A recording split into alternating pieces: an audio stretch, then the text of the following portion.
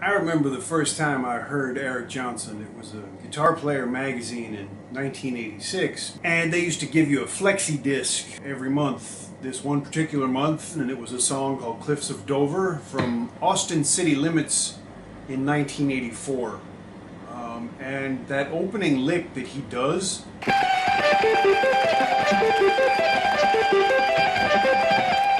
that really got to me. I almost quit playing guitar, but luckily I didn't. And I did eventually figure it out, although to be honest I've never really worked it up to speed, but I've never seen a good version of a lesson on YouTube, so I thought I would do one.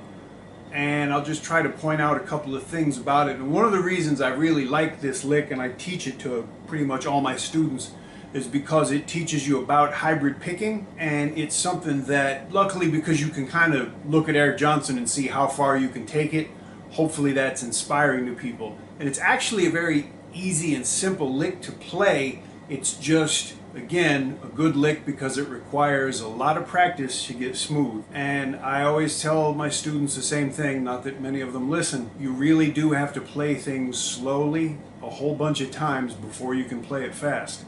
So what we're going to do basically is start off with a very simple pattern, luckily for us. You've got your high note, the G, which is here on the 15th fret of the high E string. That's going to be the pedal tone. Now, the other thing I always tell my students is that you should use all your fingers. So your pinky is going to strike on the 19th fret, and all it's going to do is play the B string, the G string, and the D string.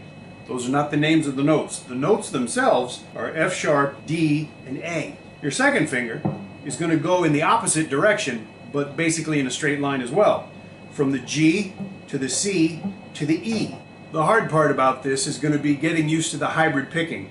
Hopefully what you're going to be doing is using a pick and at least your other middle finger, but again, don't take it personally. You're going to use the middle finger on the high E string, on that G that never changes, so at least we don't have a lot of work to do in that department. The way I've always practiced this is to simply use downstrokes because it kind of makes it easier for me when I alternate. So let's try and take a look at it very slowly.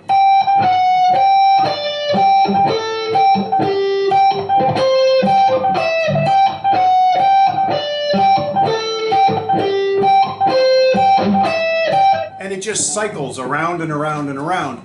And this is one of those licks that the more time you put into it and the more practice, the smoother it'll get and the faster it'll get. And I'm not very smooth or very fast with it, to be honest.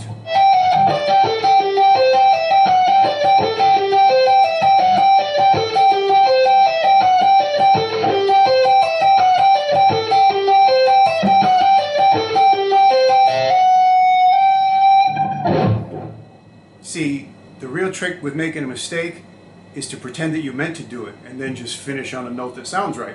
If you really want a challenge, take it down an octave.